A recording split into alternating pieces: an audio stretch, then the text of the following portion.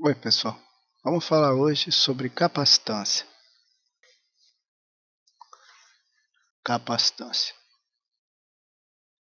Como nós tínhamos visto, o comportamento de materiais na presença do campo elétrico tem algumas características que podem ser divididas em famílias, né? Condutores, isolantes e semicondutores.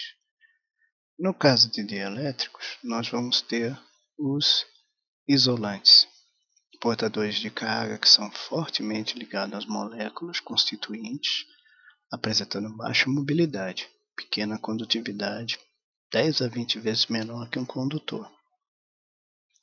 Quando a gente relembra da lei de Gauss, a gente lembra que se existe uma carga dentro de um volume, essa carga gera um divergente de campo, no caso, divergente de campo de velocidades. E se existe um fluxo saindo e entrando da superfície fechada, isso se deve a uma divergência ou convergência de um campo vetorial que está presente no volume por ela contido e oriundo de cargas topológicas. No caso, lembrando, é o ventilador ou o aspirador. Sendo assim, a lei de Gauss integral pode ser melhor descrita como o fluxo de campo elétrico que sai por uma superfície fechada é idêntico ou é identificado com a carga interna que existe dentro dessa superfície. Mas a carga interna ela é nada mais do que a integral do volume da densidade de carga que se encontra lá. Como o teorema de Gauss fala que se existe um fluxo saindo por uma superfície fechada, lá dentro deve haver uma divergência ou uma convergência de campos vetoriais causadores desse fluxo, nós podemos fazer a identidade entre essa parte superficial e essa parte volumétrica. Mas essa parte volumétrica também vem da carga que está dentro desse volume. Portanto, eu posso aqui igualar essas duas equações e, para ela ser identicamente nula para qualquer valor, é necessário que esse termo seja nulo, porque a integral não seria nula, a não ser que esse termo seja nulo em qualquer situação. E daqui eu saco a primeira lei, a primeira equação de Maxwell, que é a lei de Gauss. E daqui eu tiro a primeira equação de Maxwell, que é a lei de Gauss diferencial, aqui. Lembrando sempre que a lei de Gauss integral é essa. O comportamento de materiais, então. Quando você coloca uma carga no meio dielétrico, essa carga polariza esse meio. Portanto, gera dipolos elétricos que vão causar um campo dipolar contrário ao campo que essa carga está gerando. Então, o fluxo do campo elétrico que eu vejo sair dessa superfície onde tem o meio dielétrico, ele é produzido pela carga que está lá dentro mais a carga de polarização. A carga de polarização gera um fluxo contrário ao fluxo da carga que é mais. Então, eu posso entender que, substituindo essa carga de polarização pelo fluxo contrário, eu posso passar esse termo do fluxo contrário com esse e igualar com esse lado que também é fluxo. Nessa hora, eu tenho que o vetor polarização, reconhecido aqui, que se soma ao vetor do campo elétrico líquido, ou aquele que efetivamente pode fazer trabalho, e somado os dois eu teria o campo D, que é gerado por essa carga positiva se não tivesse o meio dielétrico. Mas como tem, efetivamente eu consigo ver esse campo aqui, e esse aqui é produzido por indução do campo da carga. Então, novamente, o fluxo do campo D, que engloba o campo elétrico que sobrou, ou efetivo, mais o campo de polarização. E lembrando que a carga de polarização gera um fluxo contrário ao fluxo da carga que o induz. Novamente, eu tenho aqui então a lei de Gauss e o campo D explicitado. O que acontece quando eu coloco duas placas carregadas? Uma com a carga positiva e outra com a carga negativa. Ora, gera um campo elétrico entre elas, a uma distância D, e eu posso calcular o campo elétrico que está sendo gerado, fazendo a superfície de Gauss englobar uma das cargas.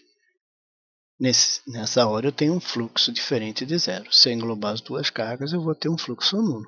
Mas então, englobando só uma, eu vejo o fluxo de campo elétrico.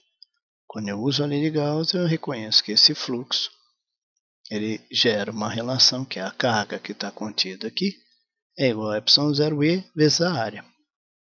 Manipulando isso, colocando a carga sobre a área, eu posso dizer que o campo elétrico que está ali presente é a densidade de carga, ou seja, a carga dividido pela área dividido por ε0.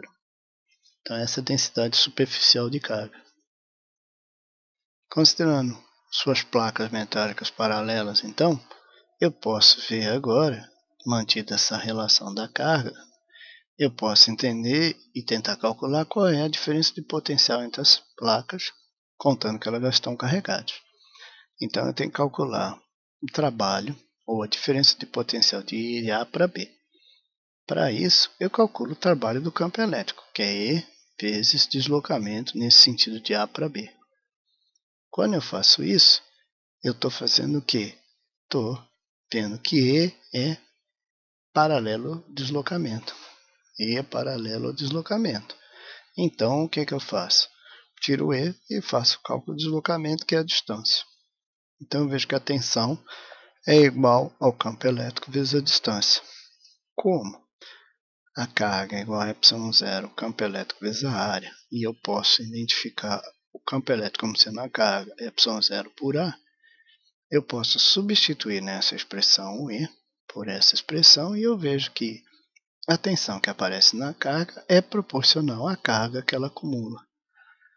Então, a tensão que aparece nessas placas, entre essas placas, é proporcional à carga. E a proporcionalidade se dá por um fator geométrico, que é a distância e a área. A diferença de potencial então, entre essas placas ficou estabelecida como sendo a tensão, um fator geométrico proporcional à carga.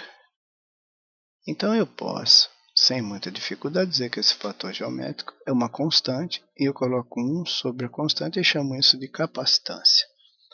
Quando eu faço isso, eu passo essa constante para cá multiplicando e eu vejo que a carga é proporcional a essa constante vezes a tensão. Se aumentar a carga, aumenta a tensão. Se eu diminuir a carga, diminui a tensão, porque a constante é uma constante associada a fatores geométricos. E essa constante é o que? É o ε0, que é o vácuo que existe entre as placas, a área dividido pela distância. A associação de capacitores, então, vai se dar obedecendo essa relação, que a capacitância é proporcional à área e inversamente proporcional à distância. Então, quando eu associo capacitores em paralelo, eu ligo eles numa bateria, por exemplo, o que acontece é que a tensão nas placas é a mesma, porque eles estão em paralelo. Mas, já que a tensão é a mesma, reparem aqui, para todos os capacitores que eu colocar em paralelo, eu posso colocar em evidência nessa relação e dizer que Q1 mais Q2 mais Q3 mais Qn é igual que a soma das capacitâncias vezes a tensão que está lá. Isso é meio lógico, porque se a capacitância depende da área, quando você coloca os capacitores em paralelo, você está aumentando a área. É como se estivesse somando áreas aqui, que faz sentido. Você pode então reescrever essa equação dizendo que a capacitância equivalente é a soma das capacitâncias quando você liga os capacitores em paralelo, ou seja, a carga total é a capacitância equivalente vezes a tensão, que é igual para todos eles. Na associação em série, a carga acumulada nas placas dos capacitores é que é a mesma, mas a tensão não. Logo, você tem o quê? São tensões diferentes para cada capacitor, mas a carga é a mesma. Nesse caso, é como se fosse uma queda d'água em escadinhas. Cada escada consegue acumular a mesma carga de água, porém, a forma como ela acumula e o desnível que ela faz isso dá tensões diferentes. Então, você tem aqui que se a carga acumulada em cada capacitor é igual quando liga em série, a tensão se altera. Nesse caso, quando você associa os capacitores em série, as tensões se somam como se fossem quedas de tensão e a carga fica a mesma para todos os capacitores, mas a capacitância vai se somando com o inverso. Por quê? Porque as distâncias entre os capacitores é como se a distância entre os capacitores fosse mudando, ou seja, essa distância D, 1 sobre D, é como se eu estivesse somando um monte de 1 sobre D aqui. Ou seja, eu estou somando distância como se estivesse aumentando a distância dos capacitores. Então a capacitância vai se alterando dessa forma, inversamente, né? Você está somando as distâncias aqui, então tem que somar 1 sobre D, porque os Ds vão estar aqui em cima. Então essa soma nos capacitores em série te leva também a uma carga total, que é a capacitância equivalente vezes a tensão. Mas lembrando que a carga total é a carga que eles conseguem acumular em cada um deles, que é a mesma. Então é isso. A energia armazenada em um campo elétrico pode ser calculada levando em consideração que, ao carregar um capacitor, você gera esse campo elétrico. Então, você tem que ver o trabalho para carregar o capacitor. Quando você leva uma pequena carga para um capacitor que já tem carga, você está fazendo o quê? Colocando uma carga num potencial. Então, você pega uma pequena carga e coloca no potencial. Isso se faz com trabalho. Lembrando que no caso do capacitor, eu tenho que a tensão é a carga dividida pela capacitância, eu posso calcular o trabalho para carregar todas as cargas dos capacitores como sendo a integral desse termo. Então eu vou ver qual é o trabalho total para carregar o capacitor. Seria o trabalho de carregar cargas para um lugar que já tem cargas. Ou seja, esses daqui são as cargas que estão vindo de 0 até aqui para um lugar que já tem carga. E dividido por 1 sobre C, que é uma constante. Quando você faz essa integral, você chega à conclusão que a energia potencial, que é o que você está calculando, é a carga ao quadrado dividido por 2 vezes a capacitância. Se você trocar ou multiplicar em cima e embaixo pela capacitância, você vai ter Q2C2C. Mas Q2C2 é a tensão ao quadrado, então você vai ter essa expressão. Lembrando sempre aqui que o trabalho está associado ao potencial, que é Joule por Coulomb vezes Coulomb, ou seja, Joule. Então, isso aqui é a energia potencial que você está colocando para carregar o capacitor. Queria agradecer a todos e desejar um bom trabalho para vocês.